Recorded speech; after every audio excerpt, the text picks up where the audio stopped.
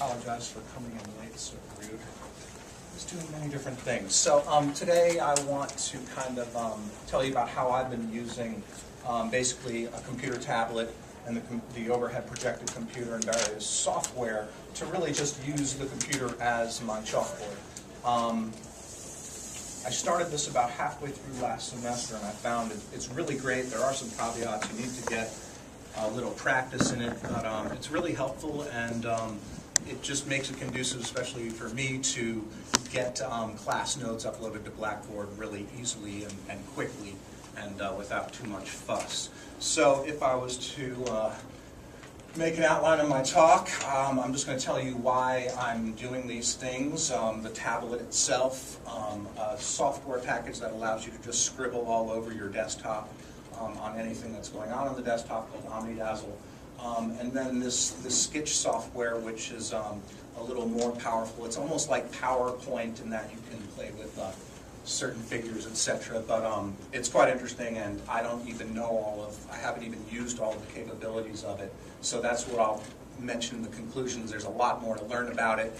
I wish I had more time. I'm sure over time I will learn more. So why I chose this method, so it starts from a class I teach called the Physics of Music. It's an II course, so it's interdisciplinary. And it's a 300 level, so it's tough, it's rich, there's a lot of information there, but as an integrative studies course, I can only do a certain amount of math.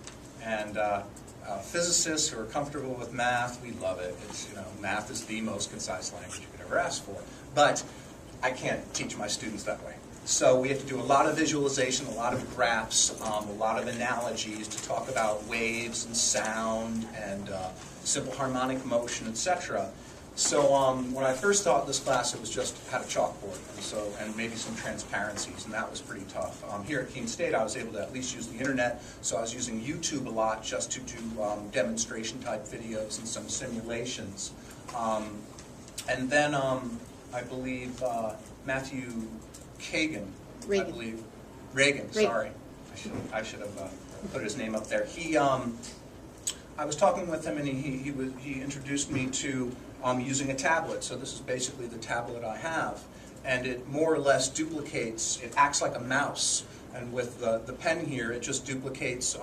It's kind of like a one-to-one with your screen. So wherever I move this, the pen with respect to the tablet, I'm moving a mouse on the screen. So so I started playing around with that, and what I really liked about it was the ease with which I can just quickly make a JPEG copy of whatever I've done and just upload that to Blackboard in just a couple minutes. So let's see here. So this is one of like 3 slides I have. So this was the actual tablet I have. It's Bamboo through Wacom, and they have various different styles. They have smaller ones. I think Matt lent me a half-size one, and it was okay, but the problem is it's, if it's this big and it's supposed to duplicate your screen, it was tough to kind of do writing and stuff like that. So we went ahead and bought this full-blown one, this Bamboo. I believe these are newer versions. It was about $100. It wasn't that bad. I thought it would be a lot more.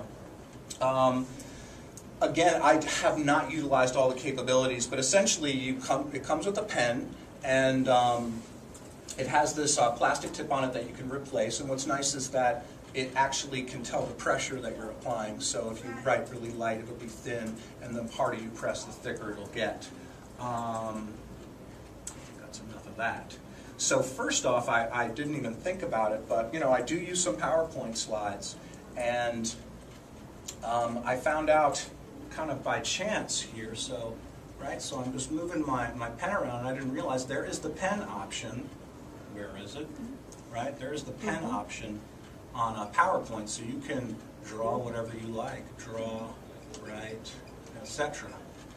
Sometimes my handwriting gets a little flaky, so I don't always want to do that, but I might put like a little diagram up there and maybe just an outline of some of the topics I want to cover, and as we go over them, I'll write them in and pen them in. Now this is particular to a Mac. I don't really use PCs, and it seems like Mac is the way to go with these, but something I also didn't realize is you can just hit, Shift Command 3, and it will dump a JPEG picture of, or is it a PNG picture of your screen right onto the desktop. So anytime I was doing things like this and we'd fill it up and come to a conclusion, I would just print that screen and move on. It's a little limiting. One reason I also do this is the software I have that I'll talk to you about is a little glitchy. And if I write too much, it will crash sometimes. So this is the way it is. It's free, but free is only so free. So I guess at this point, I just want to describe, because that's my last slide there, is what I've been doing.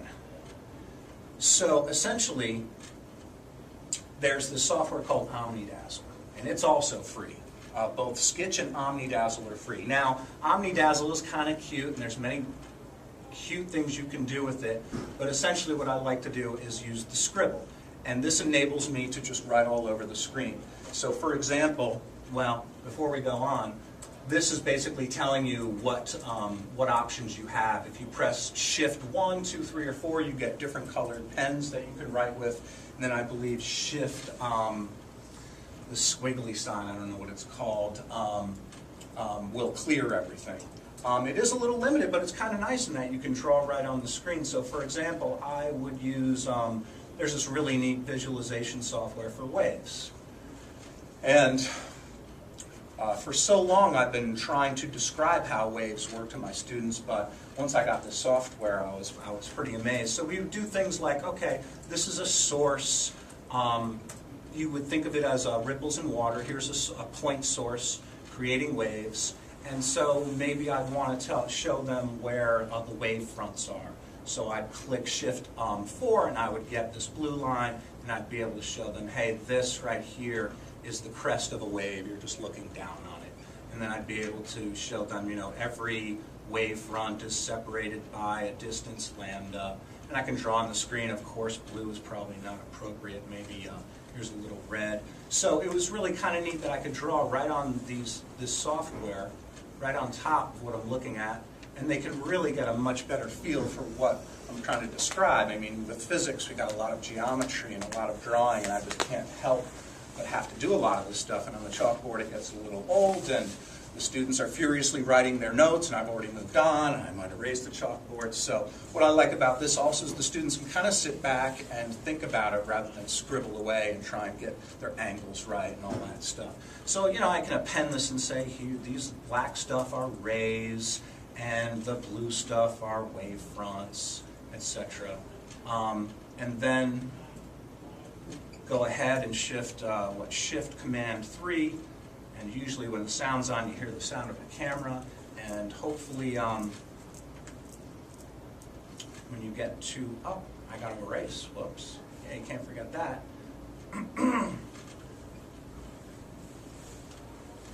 And so now I have the screenshot.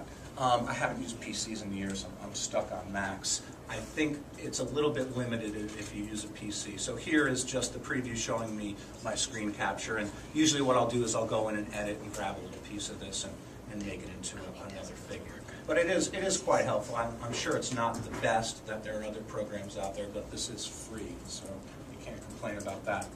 So that is just drawing on your screen. Like I said, I would get a YouTube video and I'd stop at midpoint and try and point out to the students what geometry or what I'm trying to show them, maybe even do a screen capture of that. The virtual chalkboard, that was the best name I could come up with, uses this other freeware called Sketch, which I guess is something with Sketch. And again, I have not even utilized, I probably utilized 40% of what's available with this. This is an example of what I was doing this morning. So this is like a blackboard. You have over here what colors your stylus can write in. These are even highlighter pens. You can change the, you can make custom colors, etc. Here is your regular drawing, so I can just draw normally or in any color. These will draw straight lines. That is probably one of the biggest uses I have. It's difficult when you're doing geometric optics to be able to draw straight lines. And if you do your geometry right, everything comes out perfect. It's great. But if you don't, well, things don't work so hot.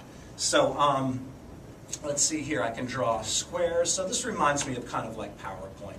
And what's even better, and I have no end, to no end I enjoy this. I might write something down and need a little more room, so I'll end up moving my own handwriting around. So you can really get kind of creative and make a nice image. So this was actually a decent one. Usually things get kind of messy, and so what I'll do is, if I just hit save, and you can see in this history here, there's a huge history that will save everything you've asked to save, and it'll give you the dates, and it'll do it by day.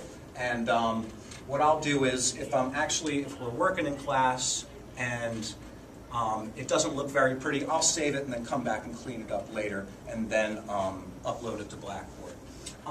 There are many other options. This share thing, you can upload this to the web, to I believe Skitch's website, and then it could be available to anybody from there. But I just go ahead and you can see that you can save these in various formats. So there's the JPEG if you just want to do photos, etc. But PNG is pretty good, I guess, because it's low memory. But we have all these different types, TIFF and GIF and bitmaps. I usually just stick with JPEG because they're probably the best bang for your buck as far as memory goes. But all you need to do is just click on this drag me thing. As soon as you do it, it minimizes Skitch, and you can just put it on your desktop like so. And if you just take a look, now you just have an image of this, and you can manipulate it as you would. I don't know if non-scientists would use this as much as I do, because I just love being able to play around with the geometry and the boxes, etc. But I'm pretty sure most anybody would get something out of this. You can copy any image you want and paste it right onto this page, and then you can resize it and append over it, etc. So basically what I've just shown you is how I've been using this. You certainly can go ahead and contact me if you have any specific questions, but this is all online, and I found it to be just an amazing, I mean, it's not the panacea, but it sure helps. It sure, I think it helps my students, I would say. I hope that they can more sit back and think about what's going on rather than furiously write. And uploading to Blackboard is a heck of a lot easier. I kept on running to the library and scanning it in, and then uploading it to my flash drive and going to my computer. And, you know, this is a one-shot deal. And so just some of the caveats is, I think with the PC, you're going to have to get a little more software to make it work. I don't know how well it works. I do know that the Skitch software has some bugs in it. I haven't updated it because I haven't really been able to think since the starting of the semester. So maybe there is a good update out there. But there is some glitches, and oftentimes if I just do too much free-form writing, it'll just freeze and it's gone. So that's why you saw in my history that I save like every 2 minutes if I do a lot of writing. So it's not perfect. You do need some practice to get a good feel for doing things quickly, because I can take too much time in class with just trying to get this right, but I'm getting better. But it is great to upload to Blackboard, and I really think the students sitting back and seeing what's happening rather than trying to figure out how they're going to get it in their notes is quite helpful. So I think that's pretty much it. I would say any instructor would at least find this to be helpful in one form or another. I don't use it in all my classes. I don't use it in all my classes all the time. I use it in my physics and music class most all the time. But in some other classes, I'll bring it in here and there just to make better diagrams, etc. We have a room that has a full whiteboard, and off to the side we have a screen, so then I can always put my nice diagrams on the screen and do some work on the side. But I found this to be really, really great, at least for me, and I'm still learning how to use the stuff. So what I explained to you is what I know, but there definitely is more out there. So that's about all I have for you, and thanks. Appreciate it. Thank you. If there's any questions, I'll try to answer. Yes. Is there an audio option on Skitch so that you can talk and draw at the same time? You mean as far as converting it to text? No, sketching and explaining at the same time. I'm not sure. I bet you there is. I hit a wrong button once and on the Skitch, and all of a sudden my camera was taking a movie of me on the sketch. Oh, wow. So I gotta presume That was you the could CIA. do. You could do I gotta presume you could do a sound file, but I'm not quite sure. I do like it though. I will never go back. So are you the kind of professor who fills up the blackboard before the students ever come into class and then doesn't touch it during class? Or my real question is, how much of this do you prepare before you go into class, and how much is happening live when you're with the students? Most of it is happening live, and I have done that before, where you prepare a whole spiel and come in, and again, I feel like they're furiously trying to write and they're not paying enough attention to you. My mantra is that they can write as fast as I can, and so if I write it down, then that gives them time to write it down. I still go really fast anyway, so I have to slow down for them. But sometimes if I have a more complicated one, I will, a more complicated figure, I will bring that in and show that to them, especially if I'm reviewing what we did last time. And again, if they start furiously writing, I say, hold off, this will be up on Blackboard, but maybe they'll want to, put a little notes to themselves there. So, I used to be that way, but I feel like you're asking the students to do way too more. So like with the lenses, that drawing that you showed us, you feel like you have enough, you're facile enough with the tablet to be able to draw. I mean, that's not hugely complex, but... And not, there's some error in there. I mean, I can show you an example this morning how I was moving a little too fast, and so it didn't come out as pretty as I'd hoped. I'm a little OCD sometimes, so I just, I got to get it just right. And it makes my students laugh when I say that, so that's good. But I think I was, maybe it was this one, we were looking at a convex mirror, and things didn't work out perfectly. I mean, it looks pretty good, but it didn't work out as great as I liked. So what I usually do is I'll go back and after class, and I'll fix it up a little bit and make sure it's good. This is actually pretty decent, I got to admit. You can't really see, but like all of these rays are supposed to converge at a point, and they were kind of off a little bit. So what I'll usually do is, in class, I'll start doing the diagrams with them, and if it comes out a little glitchy and not so well, I'll just tell them, look, I'm going to pretty this up and I will upload it to Blackboard, but this is the general idea. And mainly, again, for the purposes of, I can easily just fly and keep going, and so that keeps me kind of grounded to have to actually write the stuff down and have them follow me. Yes? So you can use Sketch during class, but you can also use your tab. When do you use them, and how do they sort of interact with each other? I didn't catch all of that. Sketch and... When do you use the tablet, and when do you use Sketch? Do you prepare stuff at home and then come in and draw on it? Or I guess it looks like Sketch, you could kind of just make the diagrams as you want. So how does the tablet I do both. Well, the tablet is basically like a big mouse pad. Yeah. It's a glorified mouse pad, and there are these little buttons on the side that you can program to do things. I haven't yet. And the pen gives you a little flexibility. I'll do it both. I'll go home and make some notes, especially for myself, to get the geometry right or something like that. But then in class I'll use it also. Not all the time. A lot of times I'll use this just to make a diagram and a couple main points, and then on the Blackboard we'll actually work problems. So it's not I don't do everything on it, but I try to do as much as possible so that my students can get back to it on Blackboard. And so, excuse me. So if you didn't have the tablet, could you draw it with your mouse on the screen, or would that be Yes, cumbersome? you could. It probably just wouldn't be, Wouldn't the be as nice. tactile Okay. drawing with your mouse. I've always found that to be problematic, but yeah, you can do that. Okay. Yeah, there's a Sketch iPad app too. There is, Yeah. okay, that's Oh, it. is there? Yeah, for sure. Yeah. But I think this is really great. I've always been trying to make sure I get my notes up to Blackboard. I had some professors, some more senior professors say, oh, don't put your notes on Blackboard. This was when I taught in California, because then why would they come to class? And, okay, I see your point, but at the same time, I really think that they should be provided with something. I have a student who's really sick now, and so it's nice to say, Eric, go on to Blackboard, it's all there. So 6 of one, half dozen of the other, I guess. But I hope you guys at least take a look at it, because I've really found a lot of great things to it. you may have covered this because I came in like 5 minutes late, I'm sorry, but, I came in late to the previous one. is the tablet a tablet, like an iPad for $100? It's He's got to wake up. it's not an iPad. It's what a tablet was before iPad came Yeah. around. It's just an electronic tablet, and I've done some funny things.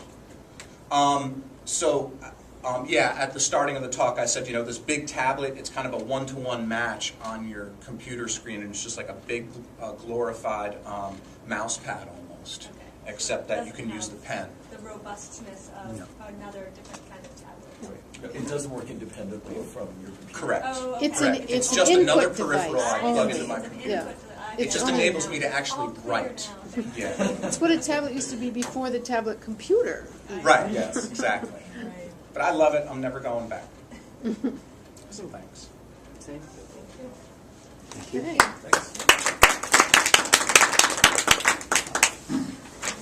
We seem to have 10 more minutes. Is allocated to this talk, but I guess we should start at 3 in Should we case wait some people want to We join can do us. some show and tell before the You can do official your thing presentation before if you it, want. yes. What's that? Are you okay? Yes. Yeah. Well, we have to set up. Yeah, and we'll wait Is the keynote for the real thing. No, we're in the Mountain View. Because I actually am going to do along what Steve did, and I don't want to be the one that says we can do everything